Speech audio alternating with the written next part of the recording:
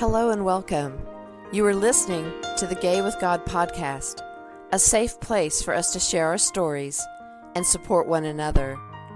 How long did we know? What challenges did we face? Did we lose our faith? When did we find our way back home? Or are we still searching? The stories you hear on this podcast will melt your heart and strengthen your belief that in God, all things are possible, and you can be authentically gay with the God of your understanding. I am your host, Midge Noble, and I am very honored that you are here. Hello, everybody, and welcome back to the Gay with God podcast. I am your host, Midge Noble, and I am the author of Gay with God, Reclaiming My Faith, Honoring My Story. You can get a signed copy of my memoir if you purchase it through my website, gaywithgod.com. And if you would like to purchase it wherever else you get your books, I would be very grateful to continue to spread the news that we can be gay with God and that no one can take away what is rightfully ours. So today is the day after Mother's Day. How did it go for you guys? How did it go? I am happy to tell you that I was able to have lunch with my mom. She is now 91 years old, living with my sister and doing as well as you would expect at 91. And we were able to have a lunch out with my sister and her husband, my nephew, and my wife. Now, to take you back a little bit, and if you do read my memoir, you'll see that I do a chapter that is specifically about my family, specifically about my mom, my father, my siblings. It's kind of taking you through the beginning of my unawareness that I was gay. Definitely had a struggle trying to get through the religious trauma, and it takes you through how difficult it was for me to be able to own my own sexuality because of the upbringing that I had in the church, and also the homophobia and the complete unawareness of my family that you could be gay with God. Now, this was back in the late 50s, and so there's that. But there was also sort of like a locked-in blindness in my family. As with many families back there that were in fundamentalist religious churches, you didn't question. You listened to what was told to you, you swallowed it, and then that was it. So growing up with a mom that was definitely, we would call her now a trad wife. She did everything. She cooked, she cleaned, she took care of the kids, she stayed at home. She was definitely the person that covered everything householdy.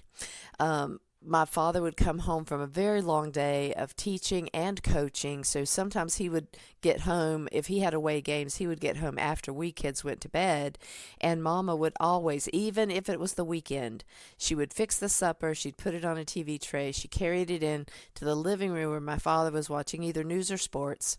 Two things that's what he lived on, and she would put the tray in his lap with all of his food, his drink, everything he needed, and then when he was done, she would pick it up, take it back to the kitchen, bring his coffee in to him, and this was her routine for every meal. He did the outside yard work. She helped with that, but he did not help with any of the inside chores. Basically, there might have been a time or two that he might have helped out, but traditionally, it was my mom that held all that together. So having a Mother's Day and being able to celebrate with her is something that I would not have expected once I did come out, because the coming out process, which I also talk about in the book, did not go well. And it was a very painful time. It was going to end up probably in my head that I would just disown my family and continue on with the person that I was in love with. Even though I couldn't tell myself that for a very long time, but the person I was living with, I was deeply in love with. We were together for 7 years, and I still hadn't come out. But on that 7th year, right when I turned 30, I finally was able to blend it all together, and I knew who I was, came out to my family, and my mother lost it. And I've talked about this on the show before, but I want to revisit that a little bit because a Mother's Day, to celebrate a Mother's Day, the person who held you in their tummy for 9 months and gave birth to you should be the first person that you connected with, should be the person that gave you life and therefore would want to sustain your life. And that's not true for all of us.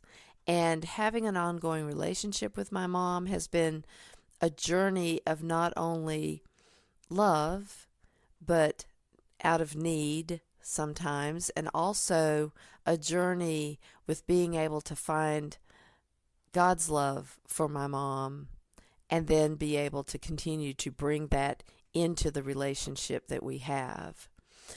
That doesn't mean that some of the scars that happened early on in my development have not stuck with me. And for some of you, you've had to disconnect or disown from your mom. And these days that they celebrate all mothers and you see all these Hallmark television commercials, or you get the sense of that through all the Facebook posts that everybody is just loving their mother. And I know that probably 99% of that is true. And for the percentage of us that's not feeling that always, it's very painful. The last time I went to a church service on a Mother's Day was when I had gone back to my home church where I grew up, and my mom had requested that I come in for Mother's Day. And so I did. And from the pulpit that day, the minister started talking about saintly mothers and how you know that you are a saintly mother because your children were grown up to believe in God, and you were instrumental in that, and there are saintly mothers. But there are some mothers that have fallen short of that, and they've raised homosexual children. I know, right? From the pulpit. And I started to get up. And now we're on like the third row of the church, and I started to get up, and my mother put her hand on my thigh, and she leaned over as sweetly as she could, and she said, I know you will probably never come back to a Mother's Day service with me, but do not embarrass me today on Mother's Day and walk out. Well, it took everything in my body to keep my butt in that pew. I did it out of honoring my mother, and it was the last time I was in the church, in a fundamentalist church, and went to a Mother's Day service. Even now, I will not usually go to a Mother's Day service. Not because I dislike or hate my mother. I don't. I still have deep love for my mother. I also have equally a deep pain that will rise up from time to time. And the last thing I want to do is be in a church on Mother's Day. So that's how I take care of me. It's not that I dislike my mother. I don't at all. And I genuinely care for her, and I hurt when she's hurting, and I try to make things good for her. But there's that piece of me that cannot forget what happened. For those of you who have heard this story, I apologize greatly. Fast forward ahead. For those of you who are new to the Gay with God podcast, and you may be hearing this for the first time, there is one incident that I am now 67. And this incident with my mom is emblazoned in my brain that I can see everything as clearly today in my mind as I saw and witnessed on that morning. I wasn't in school yet. I was probably still 5 or 6, probably 5. My brother was a toddler. We were sitting on the living room carpet next to the piano bench, and we were playing with stuff on the floor. Now, I can't remember that part, what we were actually playing with, but we were doing that, and I'm sure we were giggling. And my mom was in the kitchen, so if we're sitting next to the piano bench, you could look out into the hallway, and the kitchen was right there. Excuse me. So we had clear vision of her, but we weren't paying attention to her. She was washing dishes, so her back was toward us. But she had on this lime green sweater that she wore almost all the time, and the sleeves were rolled up so that she wouldn't get her sleeves into the soapy wash water at the kitchen sink. And we were playing, and then all of a sudden, my mother turned around and stomped across the kitchen floor into the living room. She got down, kind of like squatted down, put her finger within a breath of my nose, pointing at me, and said, "I can't wait till you grow up and get out of this house.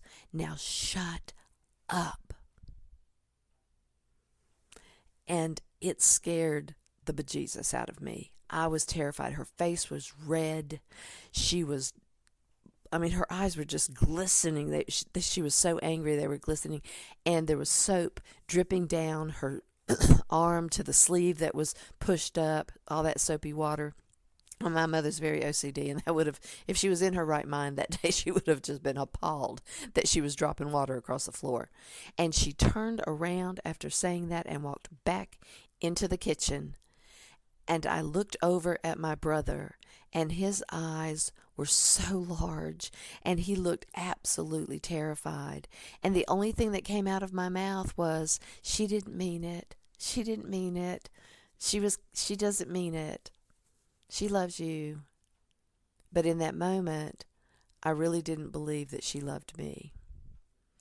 And all I could think of is that it's going to be a long time for me to move out. I knew that instinctively, that there was going to be a whole lot of years between me not even in school yet and being able to grow up and get out of that house.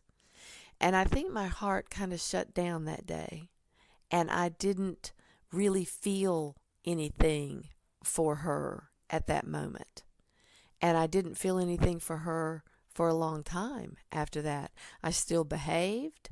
I still went through the motions, but something really died that day as far as my emotional connection, my connection to feeling safety, my connection to feeling loved. My dad was always distant. He was the guy that, you'd hug him and he'd kind of push you away. He didn't need demonstrative acts of love. And I couldn't really trust him either as far as emotional support. He was very distant when it came to affection, and he was also very moody and always, gave us the indication that he could leave at any time. He didn't. They stayed married through all of their difficulties, but they stayed married, and, that was our life. So why am I bringing this up now? I'm bringing this up because the other parent that we have, besides our biological parents or our adopted parents or, whomever you grew up with, where they were grandparents or uncles or friends or whoever it was, our heavenly parent is one that can emulate both the father role and the mother role. I believe that the creation of the earth is like giving birth to an entire planet and an entire species. And so we have a mother God, but we also have a father God. Those of you who have trouble with your fathers don't like to figure out that God is father. And those of us who have mothers are not so thrilled that, there might be a mother in that God. However, it's beautiful to know that the blending of those parental roles, whatever they may be, does not have to be exclusive to who our parents were, and it doesn't diminish the fact that we are also loved and cherished by the God of our understanding. And that relationship is also as complicated as our own familial parents, because there are things we like about God and there are things we don't like about God. There are rules that we have to follow. It seems really conditional sometimes. God was always the one in the Old Testament that was raging and spiting and doing all those things. Having a parental role in your family has always been conflicted, hasn't it?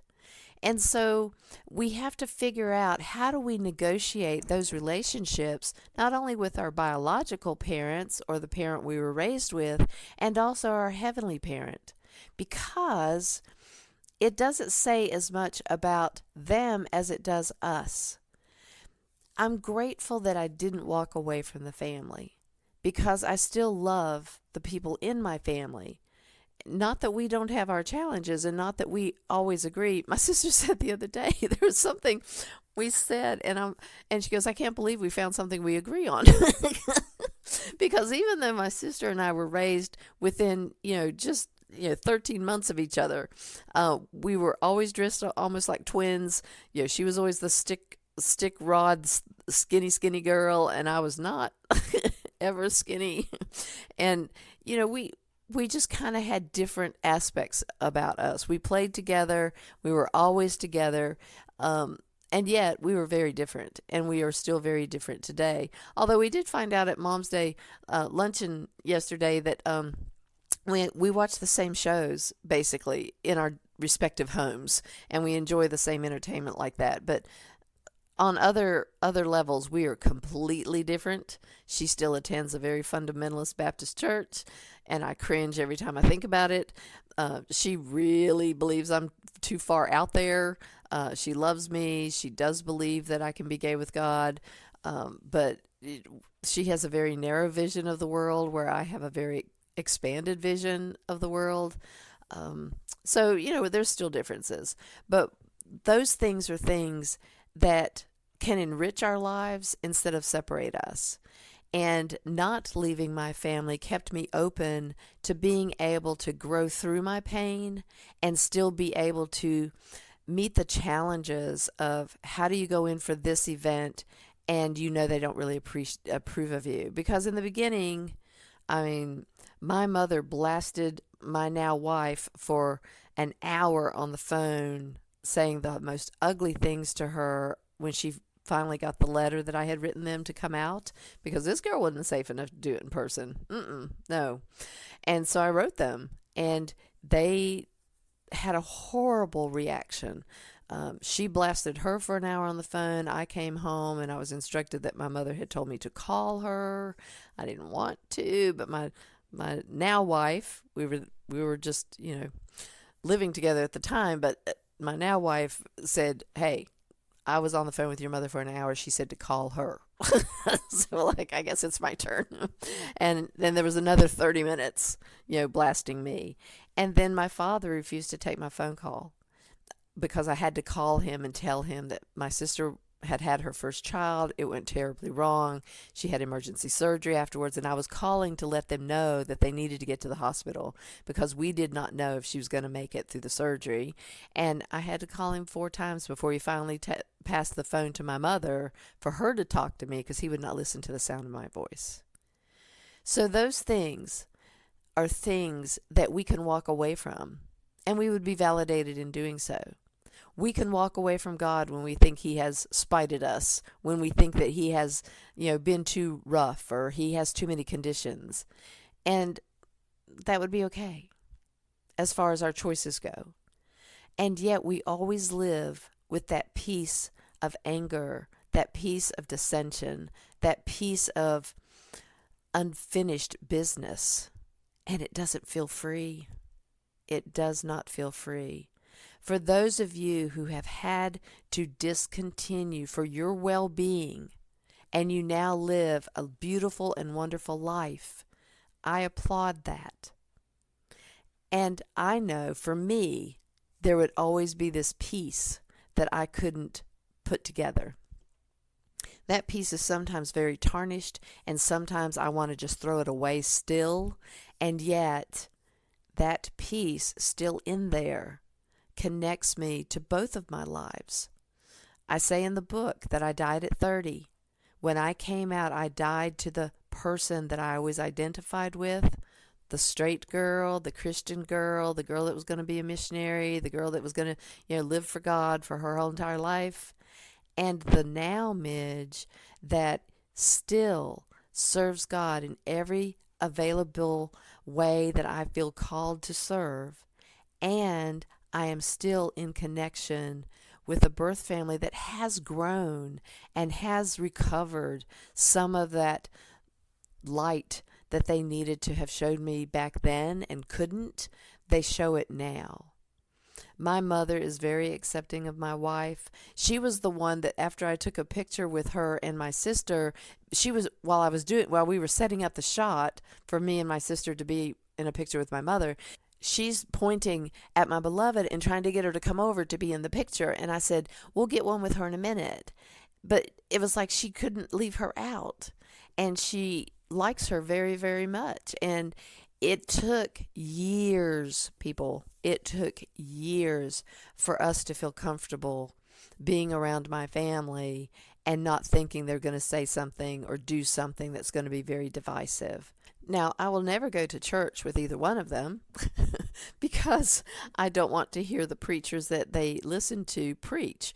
However, I know there will come a day, probably sooner than later, that my mom's going to pass, and she is going to be going back to her home church for her funeral, and I know that I will be there. And I know that there will be a sermon being done in a fundamentalist church. However, I'm going to make it perfectly clear that the word homosexuality will not be mentioned in that funeral, and that there will not be an altar call at the end of the funeral. You know, Southern people like to do that sometimes in these churches because that's the last time that they can guilt you into having a relationship with the God of their understanding. And I don't need to hear that. So I will be giving some specific, clear ground rules for how I want her funeral service to go. So there's always something, right? There's always something to tweak or to try to make sure that we are heard and seen and that we have rights.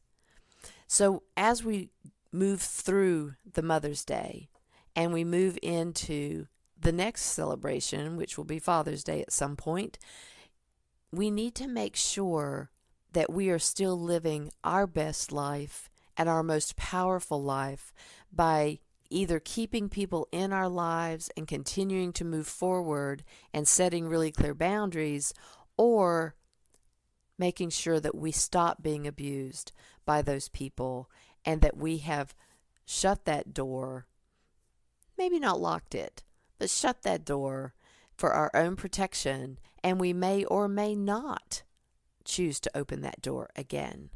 There is no right way to move through parent issues, and the only thing that should be in your mind, and it was always in my mind, is I was doing what was right for me, not them, for me, because I had always wanted a good relationship with my parents, and yet I have written a memoir that could have blown that right out of the water, because I was very raw and open in my memoir, and I really struggled writing it and trying to figure out how painful this was going to be for my family to read it.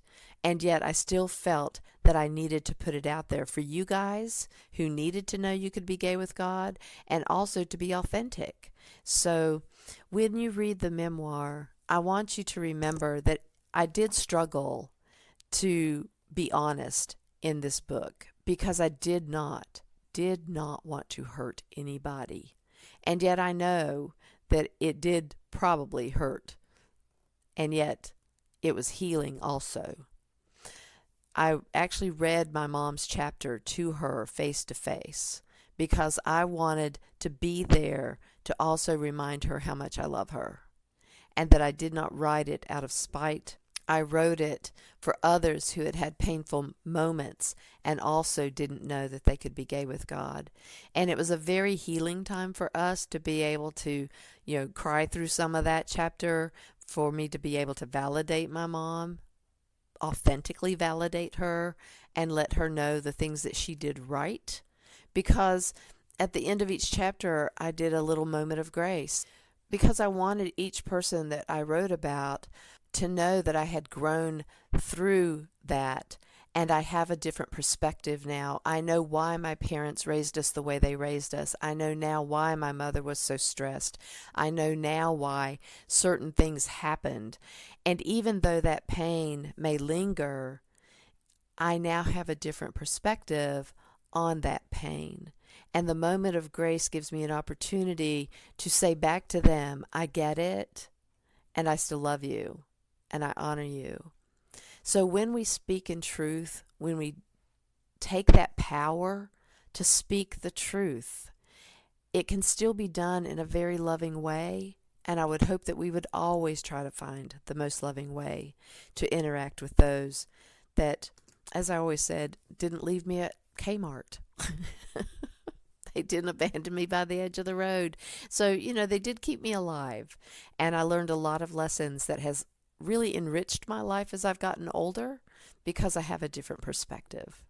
I hope each of you had a wonderful day with your mothers if you chose to be with them this past weekend.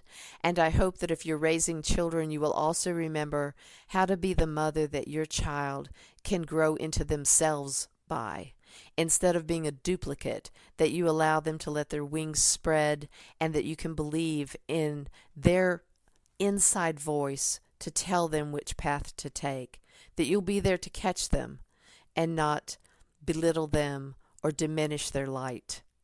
Be the mother that you wish you had had. And if you can, love the mother that you got. Thank you, everybody, for honoring this podcast by sharing and supporting and subscribing wherever you get your podcasts. Thank you to all of you who comment on episodes and give me your points of view. I really appreciate and honor that. Check out our Facebook group, Gay with God, where we do a monthly Zoom group entitled My Faith Journey. Just look for the group Gay with God, answer all the questions so that I can invite you inside. And if you need support to help you through your coming out and or faith journey, go to the show page at empoweredmidge.podbean.com, scroll all the way down to the bottom and see how you can connect with me to get a confidential and free session to see if we are going to be good partners in working toward the goals that you have for yourself. If you do want to buy the memoir, you can find a link to that memoir at empoweredmidge.podbean.com. And as I said before, you can also buy it and get a signed copy of the memoir at gaywithgod.com. If you are listening to this podcast and are questioning whether you can be gay and be in a relationship with the God of your understanding, if you identify as LGBTQIA+, are not even sure if you're gay, God has always been within you. Even when you didn't know it, you have always been gay with God. Thank you, everybody. Stay tuned to see how you can join the Gay with God community. And as always, you are loved. I want to invite you to become a part of the Gay with God community. How can you do that? Stay connected by messaging me your thoughts and comments in the comment section under the downloads of the show on the Gay with God show page. Subscribe to this podcast wherever you listen and share so we can increase our community outreach and be a light to those who are struggling to claim their faith. Consider being a sponsor so I can highlight your service in our community. We are all worthy of respect and a relationship with the God of our understanding. I want to thank you in advance for supporting this podcast. Together, we as a community will keep this show visible and our community stronger. Deep gratitude to my friend Tim McClendon of Tim McClendon Music for allowing me to use an excerpt from Interlude 4, a song found on his CD entitled Sundance.